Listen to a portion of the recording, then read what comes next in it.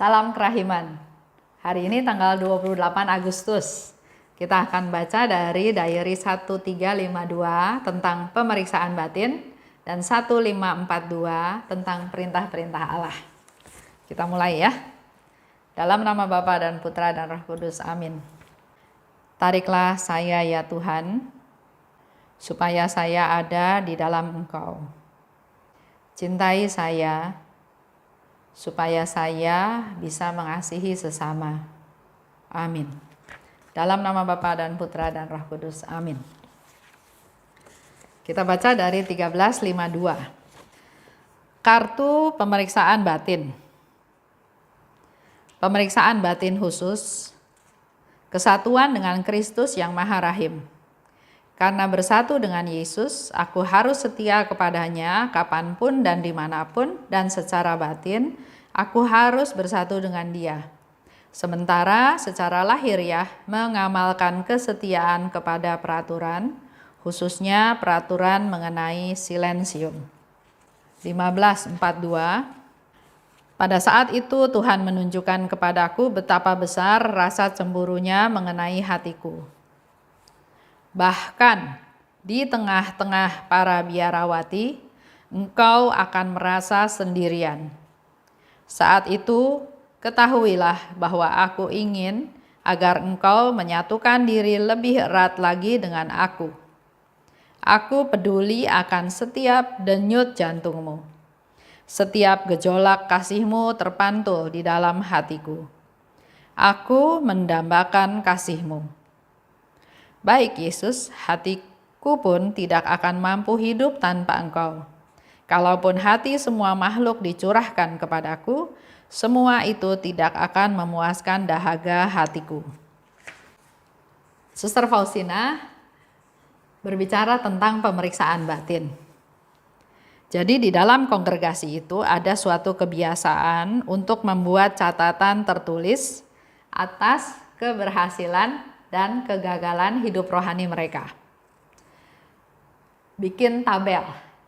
Contohnya bisa dilihat di 1353. Misalnya bulan Agustus berhasil berapa kali atau apa aja. Tidak berhasil atau gagal itu berapa kali atau dan apa saja. Dan ini perlu dilakukan setiap bulan. Perlu dilakukan pemeriksaan batin tersebut untuk dasar kita melakukan evaluasi.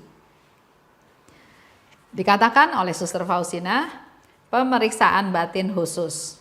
Karena bersatu dengan Kristus, maka aku harus setia kepadanya.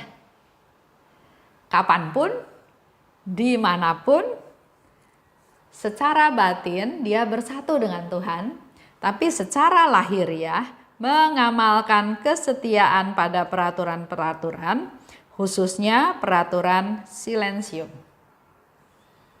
Ini yang dilakukan oleh Suster Faustina sebagai seorang biarawati. Buat kita semua juga ada yang bisa kita lakukan. Evaluasi ya, contohnya sekarang bulan Agustus. Kita bisa mengevaluasi. Hari ini apa yang kita lakukan, apa yang kita katakan, apa yang kita pikirkan masuk kategori kita berhasil menyenangkan Tuhan atau masuk kategori kita justru tidak menyenangkan Tuhan. Coba dibuat setiap hari untuk bahan evaluasi. Kenapa perlu itu? Supaya kita bisa mengevaluasi, kita bisa memeriksa apa-apa yang masih harus dibetulin. Apa-apa yang masih tidak sempurna. Apa-apa yang next time harus menjadi lebih baik. Supaya menjadi hidupnya juga menjadi lebih bermakna. Kalau kita rutin, contoh ya, sekarang nih kan lagi masa COVID. Contoh rutin, pagi bangun, beres-beres, siap-siap, terus lakukan jalan pagi. Jalan pagi, setelah selesai jalan pagi kira-kira 1 jam, mungkin ditambah dengan lari-lari pagi atau ditambah lagi dengan senam. Setelah itu istirahat sebentar, dengerin firman, makan pagi. Sudah makan pagi, kita beresin barang, kita beres-beres rumah, Istirahat, melakukan suatu kegiatan di rumah. Apa? Bersih-bersih rumah, atau nonton TV, atau apa kita bisa lakukan. Kemudian makan siang. Setelah itu dengar berita, istirahat lagi, jam kerahiman, siap-siap lagi, mandi dan seterusnya. Jam 6 makan malam, nonton TV lagi, atau melakukan sesuatu. Setelah itu jam 9, jam 10 tidur. Kalau rutinitas ini dilakukan terus, tanpa kita mengevaluasi hidup kita, mungkin setelah 3 bulan, setelah 6 bulan, bahkan setelah 1 tahun pun, ya itu terus yang dilakukan. Ya. Tapi kalau kita mengevaluasi dari catatan 1 hari tersebut, pada waktu kita mau tidur, pada waktu kita berdoa malam, seperti yang dikatakan di sini oleh Suster Faustina, ada keterlibatan, ada prestasi dalam hidup rohani kita.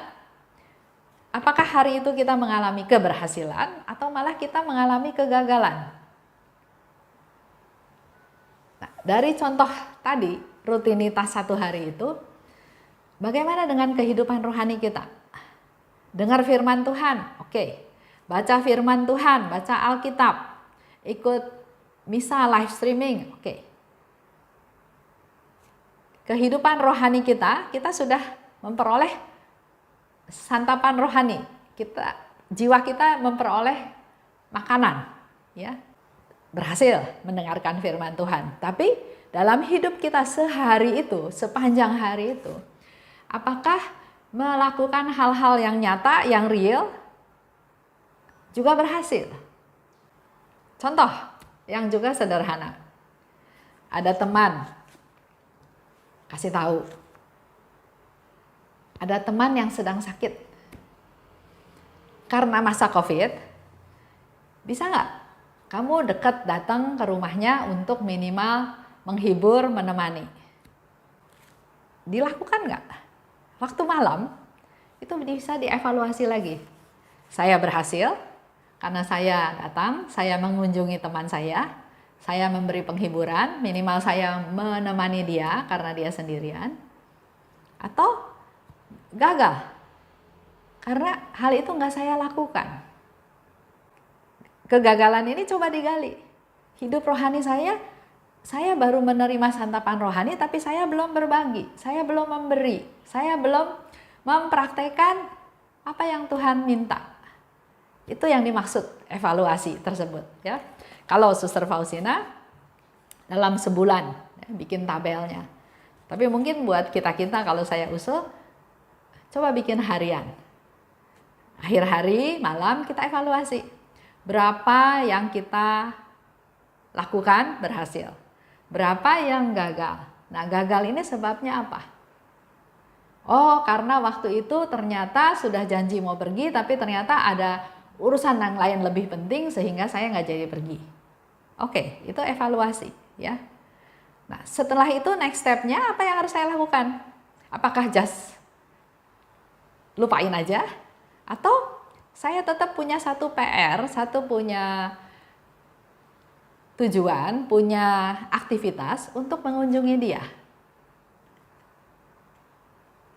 Jadi ada langkah konkretnya yang harus kita lakukan. Memang ada skala prioritas.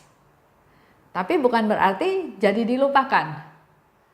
Kita tetap perlu menyusun rencana untuk ada kunjungan tersebut. Itu salah satu contoh, ya. Lanjut.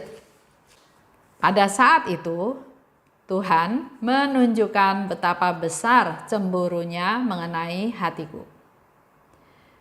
Bahkan di tengah-tengah para biarawati, engkau akan merasa sendirian. Saat itu ketahuilah bahwa aku ingin agar engkau menyatukan diri lebih erat lagi dengan aku. Ini kata-kata yang diucapkan oleh Tuhan Yesus kepada Suster Faustina. Tapi kalau saya dengar dari sharing teman-teman, ada juga mereka di mana saat-saat di tengah kesibukan, di tengah keramaian, dia tetap merasa kesepian, dia tetap merasa sendiri. Dengan segala macam aktivitas, kegiatan, dia bilang, saya merasa sendiri, saya kesepian. Nah, ini barangkali bisa jadi masukan buat teman-teman yang waktu itu merasakan situasi seperti itu. Ya, jadi walaupun Suster Faustina ada di tengah-tengah biarawati, dia akan merasa sendirian. Kenapa? Bukan berarti titik sampai di sana. Kita baca selanjutnya. Ternyata Tuhan ingin agar engkau menyatukan diri lebih erat lagi dengan aku. Jadi buat teman-teman, buat kita-kita semua yang pada waktu itu merasakan sendiri, merasa kesepian, bukan titik sepi, terus aduh Tuhan kok saya sepi. Tuhan saya kok sendiri. Tapi ingat apa yang Yesus katakan. Pada saat itu aku ingin agar engkau lebih menyatukan diri dengan Tuhan. Jadi pada saat kita merasa sendiri, justru saat itulah saat yang paling indah yang Tuhan berikan kepada kita supaya kita menyatukan diri dengan Tuhan. Dan memang Tuhan bilang, aku ingin. Tuhan yang ingin supaya kita semakin bersatu dengan Tuhan. Aku peduli akan setiap denyut jantungmu. Setiap gejolak kasihmu terpantul dalam hatiku. Aku mendambakan kasihmu. Itu yang dikatakan, ya. Kembali lagi kita ke refleksi hidup kita sehari-hari. Masa padang gurun. Kita semua mengalami masa padang gurun. Bahkan di masa COVID ini masih ada beberapa orang yang masih merasakan masa padang gurun. Ada yang sudah bisa melihat oase dari padang gurun tersebut. Tapi masih ada yang merasa di padang gurun. Ya. Merasa sendirian, menderita, tidak berdaya, nggak tahu bagaimana masa depannya. Nah, ingat yang Yesus katakan, aku ingin engkau menyatukan diri lebih erat dengan aku. Ini tawaran ya. Tawaran dari Tuhan Yesus. Aku ingin. Yesus yang berinisiatif. Yesus yang ingin lebih dahulu bersatu dengan kita. Oleh sebab itu kita perlu merespon apa yang diinginkan oleh Tuhan Yesus. Karena Allah peduli, Allah tahu apa yang terjadi dalam diri kita. Allah mendambakan kasih dari kita semua. Dengan kita bersatu dengan Tuhan, kita menunjukkan kasih kita, dan Allah memang mendambakan kasih tersebut. Lanjut ya. Allah mendambakan kasih dari kita semua. Prakteknya kita kasihi sesama. Dengan kita mengasihi sesama, otomatis Allah tahu kasih kita kepadanya. Allah mendambakan kasih kita, kasih dari kita ya. 1. Mari kita sediakan waktu untuk bersama dengan Allah. 2. Melaksanakan firman-Nya, kehendak-Nya. Kalau lihat di diary nomor 789, di situ dikatakan, selalu dan dalam segala situasi berikanlah tempat pertama pada orang lain. 2, dengarkan dengan tenang tanpa mencela. 3, tidak pernah bertanya tentang sesuatu yang sangat menarik hatiku. Itu yang dilakukan oleh Suster Faustina. Melaksanakan firman-Nya, kehendak-Nya, salah satunya adalah seperti yang tadi dikatakan di 789. Allah mendambakan kasih dari kita semua. Maka prakteknya adalah kita praktekkan mengasihi sesama. Kalau Allah mendambakan kasih dari kita, maka poinnya adalah ayo kita siapkan waktu buat Tuhan. Kita sediakan waktu untuk kita bisa berada bersama Tuhan. 2, kita melaksanakan kehendak-Nya. 3, lakukan segala sesuatu dengan dasar kasih, ya. Tuhan mendambakan kasih dari kita kan. pertama, kita sediain waktu bersama Tuhan. Kedua, kita melaksanakan firman-Nya. Dan ketiga, lakukan segala hal dengan dasar kasih. Kalau kita praktekkan kasih kita kepada sesama, contohnya ya, selalu dalam setiap situasi kita berikan tempat pertama untuk orang lain. Jadi orang lain lebih penting dari kita. Ya. Kedua, kita coba dengerin, jangan celak dia. Ketiga, jangan bertanya tentang sesuatu yang sangat menarik hatiku. Jadi jangan yang jadi fokus bukan saya, tapi tetap dia yang jadi fokus. Itu ungkapan kasih kepada sesama. Kita bisa lihat di diary nomor 789. Kalau kita bicara tentang melaksanakan firman Tuhan, melaksanakan kehendak-Nya, Bapak Ibu bisa lihat di diary nomor 616. Di sana dikatakan, suatu terang aneh yang membuat aku melihat dengan jelas wujud nyata dari kasih kita kepada Allah, yakni melakukan kehendak-Nya. Jadi ungkapan kasih kita kepada Allah itu sangat nyata, sangat jelas, Suster Faustina lihat, yaitu kalau kita melaksanakan kehendak-Nya. Itu aja yang menjadi permenungan kita pada hari ini. Kembali lagi saya mau ajak Bapak Ibu untuk mulai punya pemeriksaan batin. Punya sendiri, nggak usah dikasih lihat ke orang lain.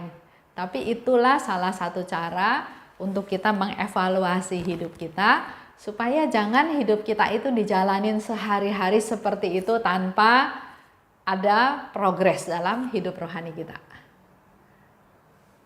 Baik, kita tutup dalam doa. Dalam nama Bapa dan Putra dan Roh Kudus, amin.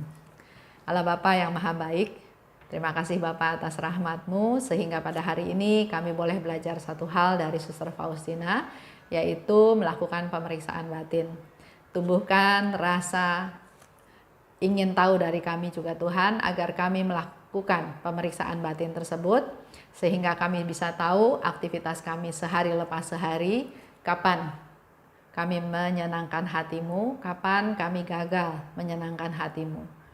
Hal ini biar menjadi satu evaluasi juga untuk kami, untuk pertumbuhan iman rohani kami.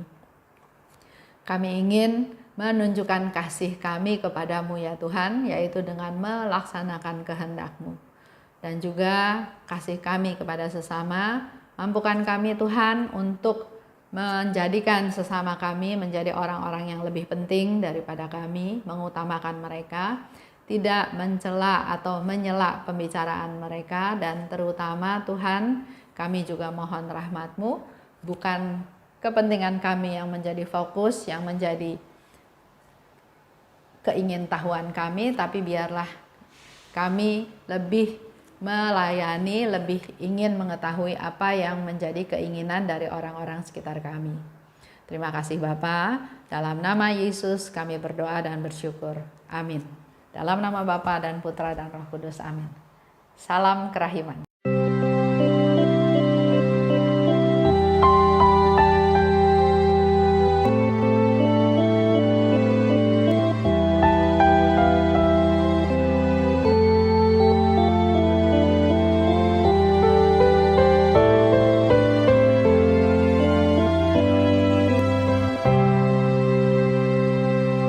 Syukur kepadamu ya Allah,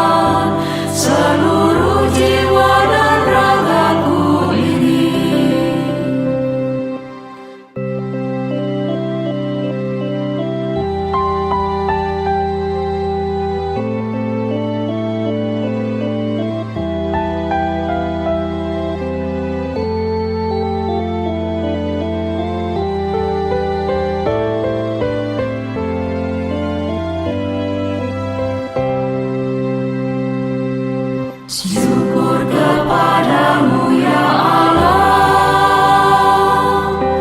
karena Engkau mengelilingi hidupku dengan perhatian-Mu yang mesra dan penuh kasih.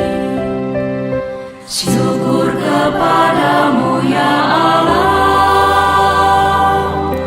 karena Engkau mengelilingi hidupku dengan perhatian-Mu yang mesra dan penuh kasih. Aku ingin agar seluruh hidupku selalu menjadi ucapan syukur. Ya Allahku, kepadamu ku serahkan seluruh jiwa dan ragaku ini. Syukur kepadamu ya Allah, karena Engkau mengelilingi hidupku dengan perhatian-Mu yang mesra